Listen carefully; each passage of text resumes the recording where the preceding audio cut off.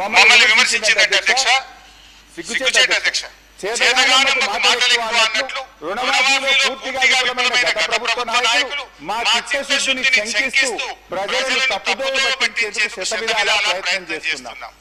ఇవాళ ఎవరు చేతగానో అధ్యక్ష, ఇవాళ చేతగానో ఎవరు, మాటగత్తులో ఎవరు, చిత్తశుద్ధి లేని వాళ్ళు ఈ శాసనసభ సాక్షిగా ఈ రాష్ట్ర ప్రజలందరికీ అర్థమైంది కదా అధ్యక్ష. ఏమేమి కోట్లు నిధులు సమీకరించుకున్నామని మీ ప్రసంగంలో చాలా గట్టిగా చెప్పారు కదా. ఏమైంది బట్టి గారు అని వచ్చి నేను అడుగుతా ఉన్నా. అదేవిధంగా పేజ్ నెంబర్ 17 అధ్యక్ష, రైతు భరోసా పేరుతో ఎకరానికి 15,000 చెల్లించాలి మా ప్రభుత్వ సంకల్పం అన్నారు. ఏమైంది సంకల్పం? ఎక్కడ రైతు భరోసా పథకం పేరు మార్చారు తప్ప 15,000 ఇవ్వలేదు. పోయిన బడ్జెట్ స్పీచ్ లో 15,000 ఇస్తామని స్పష్టంగా మీ